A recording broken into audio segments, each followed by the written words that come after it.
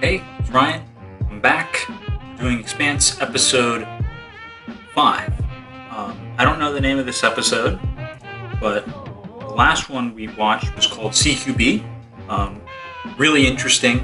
My God, dude, the show so far is really starting to pick up. Like, especially this first season, it's really starting to pick up. We've kind of already established kind of who these characters, at least on a base level, are, so that we kind of get a better idea going forward. We're kind of getting the landscape laid out for us with a little bit more detail in terms of, where each sect is kind of like stands, right? Kind of getting a little bit, answering some questions, or at least posing specific questions to us, right? Like what the OPA are, not necessarily what they want to accomplish. Kind of establishing how Mars operates and their role in the tension-filled relationship between Earth and themselves. Really cool. I'd have to remember some of the characters again. Again, there's a lot of characters. That was my alarm to wake up. Basically, a bunch of really cool characters that we're introduced to. A little bit more complexity introduced to each character. So, yeah, I'm really looking forward to getting into the Expanse. So, without further ado, see you in the video. You think all this is gonna help you? Man, the next spike's gonna go right through your skull. Yeah, coming from a real fountain of police wisdom. Look the other way, take your bribe, do as little as possible. Hey, you see any extra holes in me, pal? I was just trying to look out for you, bro. Like, you obviously did not get in the bigger picture here. Miller's a good guy, man. I get the sense he is deep down. It's just he's seen some things in his life, as we've kind of learned. He was a belter, or he is a belter.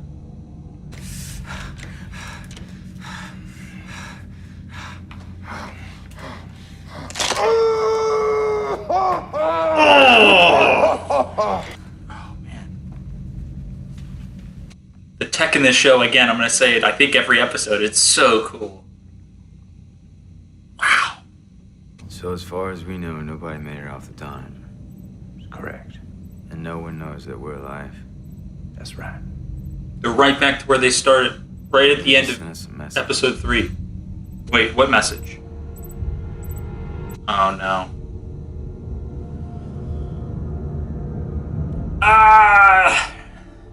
God damn it.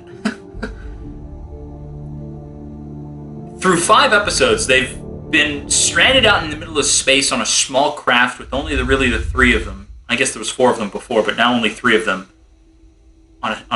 Just for the second time, man. This is Anderson Station. Go ahead. Anderson Station, this is UN-1. Are you ready to surrender? Interesting. Survivors of the Donninger. My name is Fred Johnson, Director of Operations at Tycho Station. Oh! We're not going to Tycho. You got any other ideas? You can't trust Fred Johnson. Then it's 2 against 2. We're not going anywhere. Oh, I mean, we know that, you probably shouldn't trust Johnson, and I guess Naomi also knows that we shouldn't trust him, but, I don't disagree with Holden, man.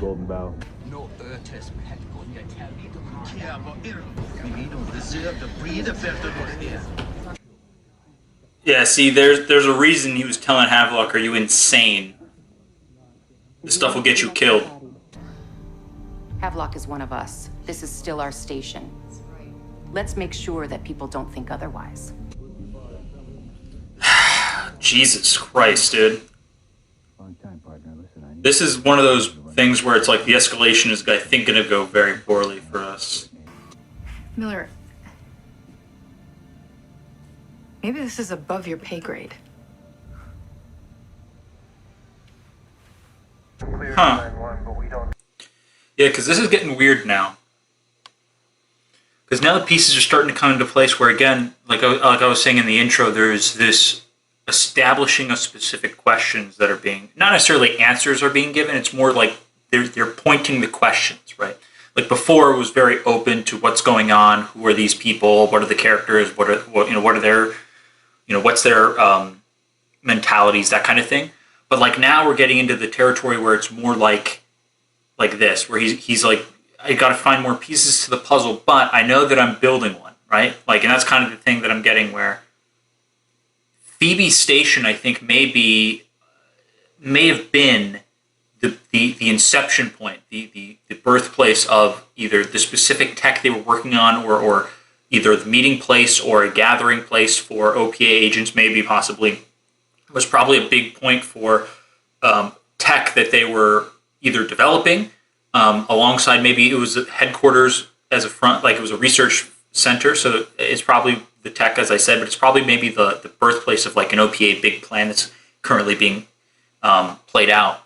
And I think that Phoebe Station getting attacked and blown up was probably the start of either the OPA plan to blow it up and then be able to put the framework in place to set Mars and Ceres against each other, or Earth against each other. Ceres is the name of the station. But very interesting. And I think Miller's correct. I'm with Miller, where I think this Julie Mao is a very specific piece to why, or is a specific piece to uncovering what the secret is. And I think the survivors, Holden, Naomi, and Amos, and even Alex, so I guess it is 4 people, are going to be the ones that are going to be like they're the proof, right? They're going to be like the missing pieces of the puzzle that Miller was talking about. I think is going to be one of the key pieces here, or key instances. So, yeah.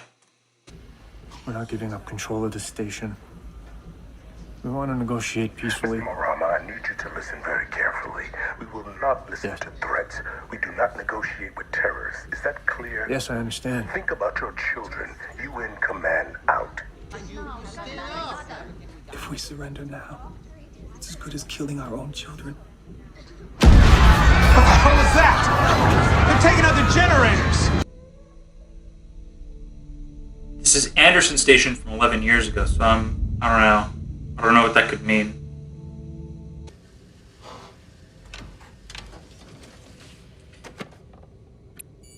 He's been looking for a good coffee. Oh, it doesn't have any beans!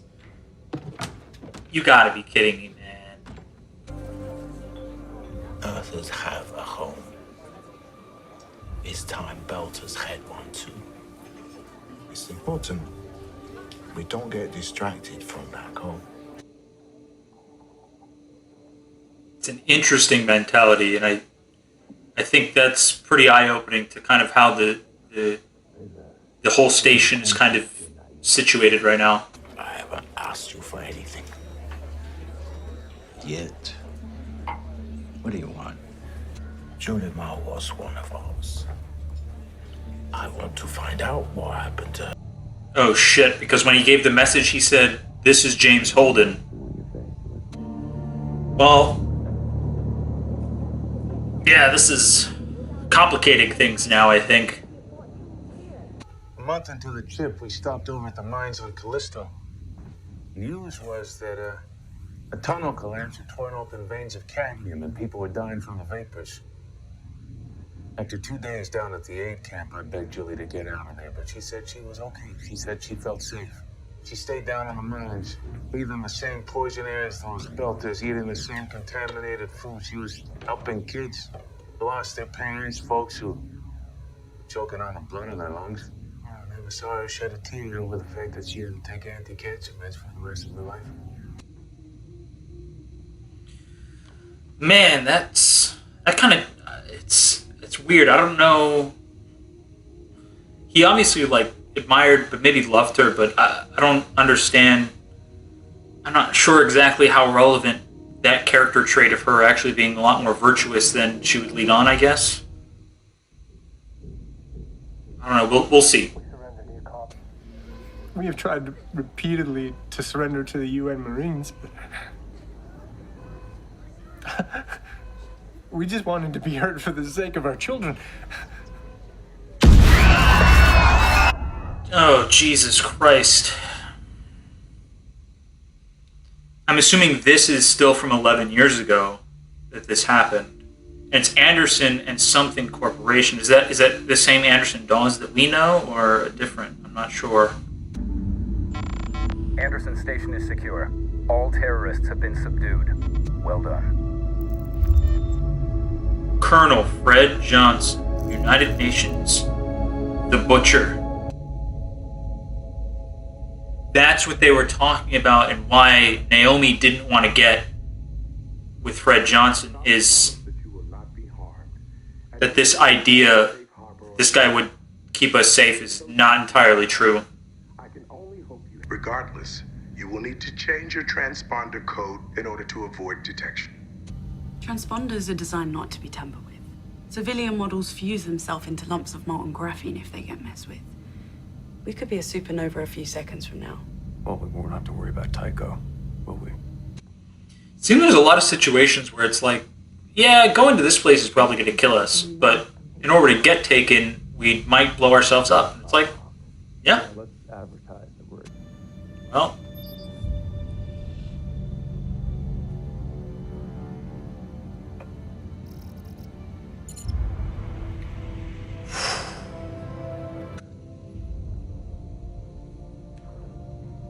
Let's go, Naomi. Never doubted you. Except for when I did.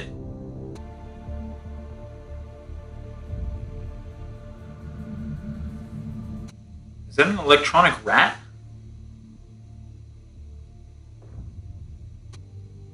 Maybe a bomb or a microphone or some kind of... Yeah, maybe some kind of spying device, or maybe it could be a bomb that, like, they're putting these mechanical rats into the system so that they can blow something up later, like a terrorist attack type deal. I don't know.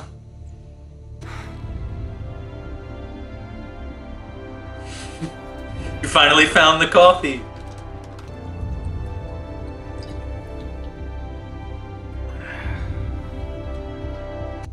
This is like that calm before the storm, man. Really beautiful to see. Just a little bit of calm between all this chaos. Shout out to Holden, man. Let's just hope this isn't an absolute catastrophe and a terrible decision that gets everyone killed.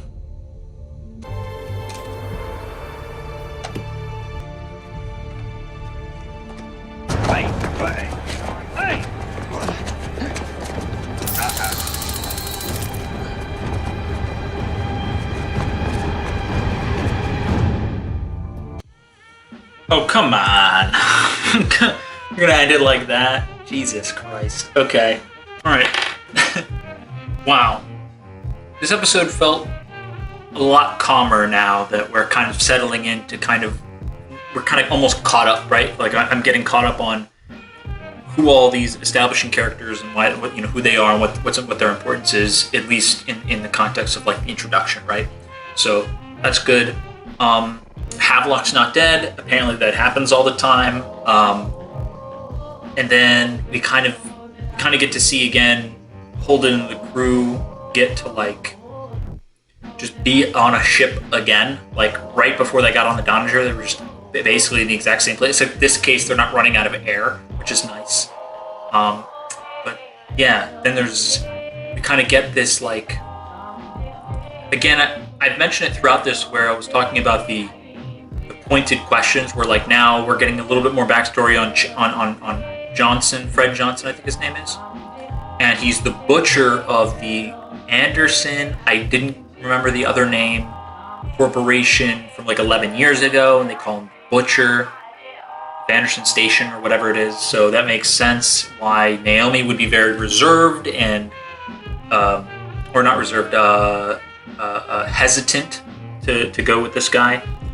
At least when they showed him, it didn't look... Either he's devoid of emotion, or he didn't mean to do that. He was labeled as that. We get to see Anderson Dawes kind of give us this weird, like, I don't quite know what his motives are. He's turning out to be, I think, going to be a really cool villain-esque character, right? This, like, he's going to give us this, kind of like his performance in Sherlock Holmes. He's going to be like this Moriarty, like, mastermind character, I think, which would be really cool. And yeah, Julie Mao getting a little bit more information, or we're getting a little bit more information on Julie Mao, kind of where she was and why she was on certain things are starting to get asked specifically now. Like, we were always asking ourselves, like, why was she on that ship? Why is that ship important? But like now we're kind of slowly, at least facing a direction now, right? Like, we weren't just staring at the expanse, no pun intended, of like all the questions that needed to be, you know, asked and answered and that kind of thing. So that's cool. Then having like this like weird tension of now setting stuff up is cool. I mean, it feels like a transitional episode into the next one. Maybe every episode is going to feel like that, but at least so far, this one has felt more of a like, just like when they were on the ship, like Holden, Naomi, Amos, like all those guys, getting at least a little bit of time to just like take a deep breath and just not be on the verge of death every single second. So that's good. Yeah, this episode was good. Can't wait to see what happens in the next one. Hopefully we get to see a little bit more of this Anderson Dawes character, kind of get an idea of where he's going. Miller at the end of this, just got taken by, I can only imagine, either some OPA guys, but I don't know why. It's got to be somebody else, unless Dawes really was double-crossing and they're just going to like pay that off immediately and show that he's double-crossing or whatever. I don't quite understand, but I don't know. Maybe he's just getting him so that like he found something and Anderson Dawes wants to like cash in that favor and ask what the information he got was. I don't know. I don't see how he couldn't have figured that out in terms of the information that Miller got, but you know, neither here nor there. We'll see it in the next episode. I can only assume. I don't know.